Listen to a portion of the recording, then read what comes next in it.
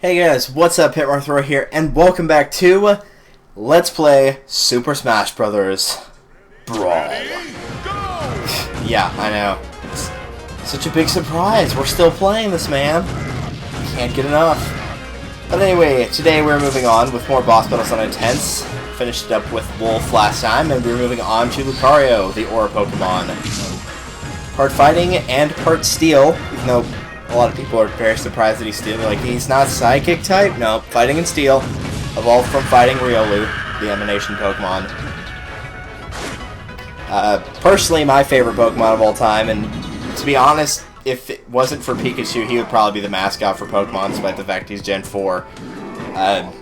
Probably the Pokemon that's most well known behind Pikachu, and maybe Jigglypuff, but you know what, let's be honest, aside from the whole drawing on people's faces with a marker, no one really likes Jigglypuff. Don't give me the look, because you know it's true. Regardless, fighting boss battles with Lucario is a very interesting endeavor, and I remember this very distinctly from last time, that it took over 9 minutes to beat all the bosses. Not because it was hard, and not because I took my time, because Lucario's damage is based on his aura and quote-unquote fighting spirit. The more damage that he takes, the more damage he is going to deal out. So, it's a little bit of a gamble, and it's also kind of, letting yourself take a little bit of damage in order to, do damage, or do more damage. So, it's kind of a weird scenario to be in. It's like, if you're low on damage, then you're not going to do a lot of damage per hit, but you're safe. If you're high on damage, you're not safe, but you're doing more damage. So, it's a kind of an interesting position to be in with his character, but that's how it is. Luckily, like the Fire Emblem characters, and as well as Peach, he does possess a counter, which is Double Team, down B. So, if you're used to counter like I am with Marth, then you'll probably be okay in using this. Aside from that, you can pretty much use whatever you want. His smash attacks are not going to be that strong, so I would stick to his aerials in particular. His down aerial is very good. His down attack while he's on the ground is also very good. So, either one of those works quite well.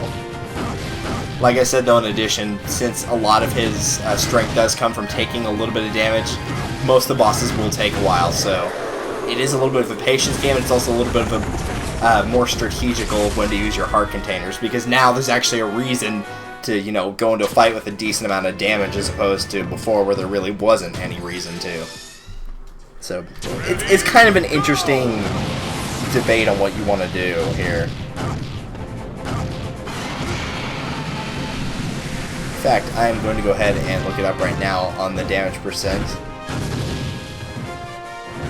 If I can find it, who knows if Smashopedia has actually got it or not. But yeah, in the meantime, going back to watching this, because I am watching it right now, the aerials do work very well for him, fortunately. Some of his ground attacks do leave a little bit to be desired. I would stay away from the Force Palm, his side B attack. The Aura Sphere is a projectile, but unlike the Pokemon games, it's going to miss a lot more than, intended, whereas Force Palm would never miss unless there was something that, implicitly caused it to miss, like such as Fly or Dig or Dive, where Force Palm didn't miss in the Pokemon games. Here, let's put it this way, your Aura Sphere is probably not going to do much, to be brutally honest.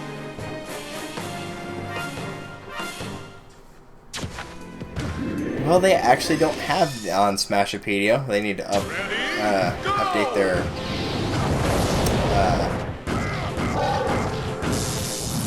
I'm completely blanking on it. They need to update their information, but they actually do have the highest amount percentage-wise that you can be at before it caps on that strength ability. The damage reaches its maximum potential to increase attack power when it passes 167%. So,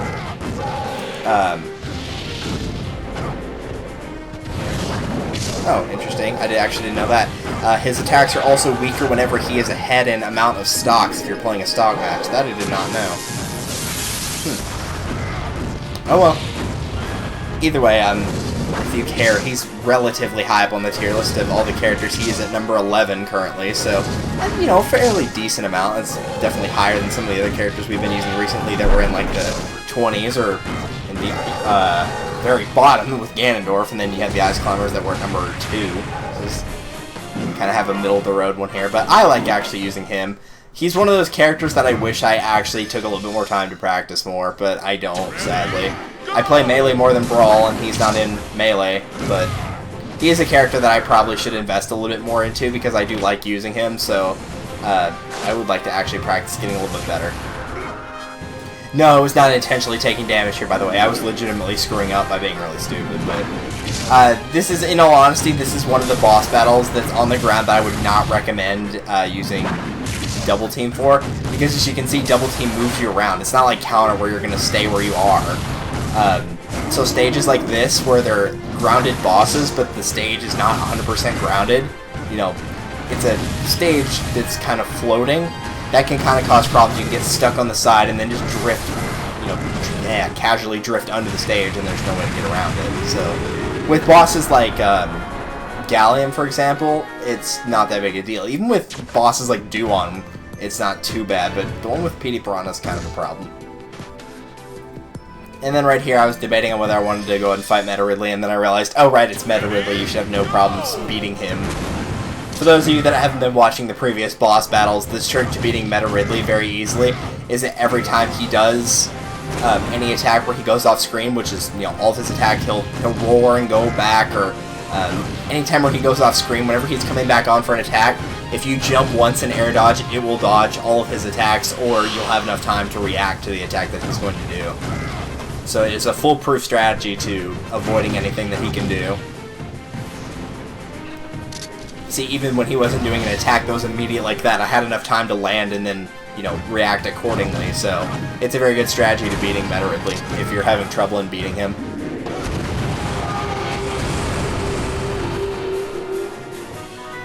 And no, don't worry, this battle did not take 9 minutes on that timer overall. This one took actually a little bit less. So I have Master Hen left, and one other boss that I did not see, besides Tebu, of course. Because Master Hen right now is number 8, so we have one more for 9. I didn't see who it was, so...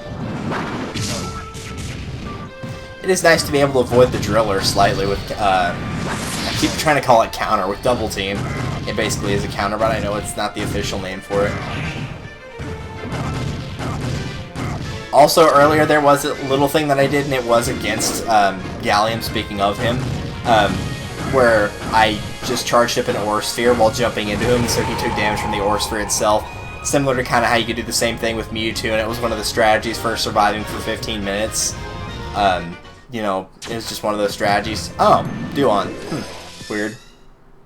Thought it was Rayquaza, but oh well. Regardless of that, I would not advise that strategy. It was just something that I was showing off. I would not advise doing that personally. I don't believe it to be very effective. And before you say it, yes, I know it's not very effective. Yay, more Pokemon jokes.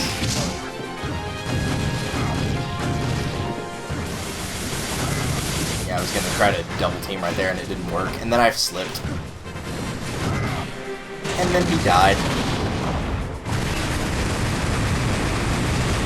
But yeah, there's really not too much more to add to Lucario. I mean, really a lot of it does come with trying to debate on what to do with the percentage of damage.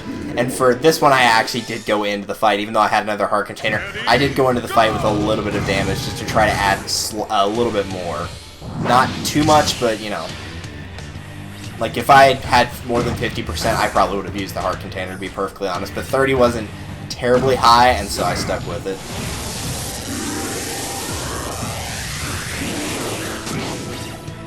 Also keep in mind, in order to launch the Aura Sphere before it is fully charged, while you have it charged, just press your special button again, 1 or B or whatever controller you're using. Just hit the same button again. You don't have to be in the air, just hit it again. If you want to charge part of it and then stop charging it but not fire it, then just press a directional button. Which is what I was doing right there, is I was saving it for a time that I wasn't able to attack him directly. Or wasn't able to reach him, either one. And then once that was the case, I just waited for an opportunity to throw it at him, and whenever I got the chance, I did.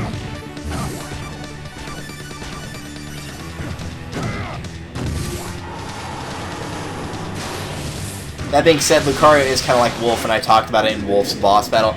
It doesn't really feel like you're fighting with a heavyweight character, and, you know, I get why he's a heavyweight, because Pokemon-wise he is a Steel type, so you would think, you know, Steel type, of course, he weighs a lot more than, like, a Bug type or a Flying type or whatever. So it makes sense, but at the same time, it doesn't feel like you're controlling a heavyweight character, and you're definitely not controlling Bowser or Ganon or DDD or Charizard. You're not controlling anyone like that, and it feels more so like you're controlling a middleweight character, and at times even a lightweight, because he can jump fairly high for a heavyweight character too, which is kind of unusual for them. Usually, with the exception of really Wolf and Lucario, there's not too many that can jump very high. Even with their up B recovery, they don't get too much height. In particular, I'm looking at Bowser and Donkey Kong. Regardless of that, though, I do think there's probably tournament-wise a little bit of a learning curve to using Lucario. In terms of boss battles, there's not too much. And when it comes to the whole damage percentage thing, as long as you're not in the concept of I need to kill them before they kill me, like if you have to fight like that in order to beat bosses, then you might be in trouble with Lucario. If you don't, then you're probably fine. Keep in mind also that when it comes to his up B move at extreme speed, that it will not be doing any damage. It has no damage power to it. So, fair warning. Which is why I can kind of get ledge guarded easy, but that's not important for a boss battle. Regardless, we have completed boss battles with Lucario, and so next time on Super Smash Bros. Brawl, we will be continuing on with the hero of Earthbound, Ness, which will be quite interesting. See you then.